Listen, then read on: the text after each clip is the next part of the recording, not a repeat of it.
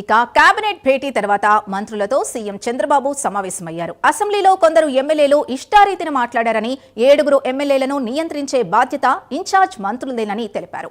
నిరంతరం ఎమ్మెల్యేలతో ఇన్ఛార్జ్ మంత్రులు సమన్వయం చేసుకోవాలని సూచించినట్టు తెలుస్తోంది. శాఖాపరంగా ఎలాంటి విమర్శలొచ్చినా గట్టిగా స్పందించాలని దిశానిర్దేశం చేశారు.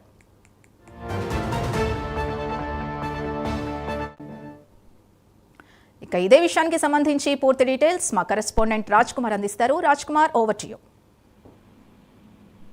ముఖ్యంగా చూస్తే ఏదైతే కేబినెట్ భేటీకి సంబంధించినటువంటి వ్యవహారంలో మంత్రులతో సీఎం చంద్రబాబు సమావేశమయ్యారు. అసెంబ్లీలో కొందరు ఎమ్మెల్యేలు ఇష్టారీతిన మాట్లాడారని, 7 ఎమ్మెల్యేలను నియంత్రించే బాధ్యత ఇన్ఛార్జ్ మంత్రులది. అంటే ఇప్పటికే జిల్లాల వ్యాప్తంగా చూసుకుంటే అన్ని జిల్లాలకు కూడా మంత్రులను ఇన్ఛార్జీలుగా నియమించడం జరిగింది. ఎవరైతే ఇన్ఛార్జీలుగా ఉన్నారో మంత్రులు ఏదైతే ఆ పరిధిలో ఉన్నటువంటి నియోజకవర్గాలు ఉన్నాయో ఆ నియోజకవర్గాల్లో జరిగేటువంటి ప్రతి పరిస్థితిని, ఏదైతే అసెంబ్లీలో ప్రస్తావించే ప్రతి అంశం పైన కూడా ఎమ్మెల్యేలతో మంత్రులు చర్చించాల్సినటువంటి అవసరం ఉంటుంది. ఒకవేళ ఎలాంటి శాఖాపరమైనటువంటి నిర్ణయాలు తీసుకోవాలన్నా, లేక ఎలాంటి అభివృద్ధి కార్యక్రమం పైన కానీ ఏదైనా విమర్శలు వచ్చినా, ఏం చేయాలన్నా కూడా పూర్తి స్థాయిలో కూడా బాధ్యత ఇన్ఛార్జ్ మంత్రులదేనని కూడా ముఖ్యమంత్రి చంద్రబాబు తెలిపినట్లుగా కూడా తెలుస్తుంది. ఏ విధమైనటువంటి విమర్శలు చేయాలంటే ప్రతిపక్షాలు ఇప్పటికీ పెద్ద ఎత్తున ప్రభుత్వం పైన విమర్శలు చేస్తున్నటువంటి నేపథ్యంలో పూర్తి స్థాయిలో కూడా ఆ విమర్శలన్నీ కూడా తిప్పికొట్టాల్సినటువంటి బాధ్యత అటు ఎమ్మెల్యేల పైన, ఇటు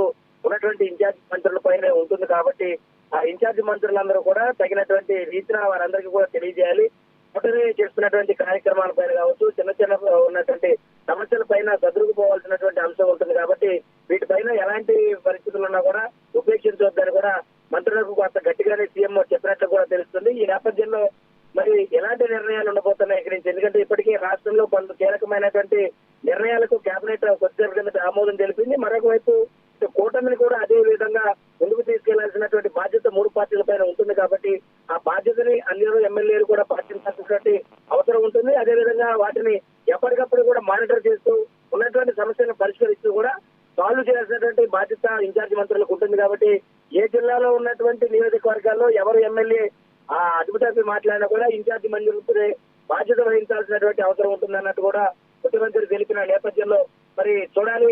ఇవాళ నుంచి కూడా చంద్రబాబు చేసినటువంటి ఈ దిశానిర్దేశాన్ని మంత్రులు ఏ విధంగా తీసుకుంటారు, అదేవిధంగా ఎమ్మెల్యేలకు ఎలాంటి దిశానిర్దేశం చేస్తారనేటువంటి దానిపైన కూడా ఆసక్తిగా ఉందని చెప్పుకోవచ్చు. Thank you Raj Kumar.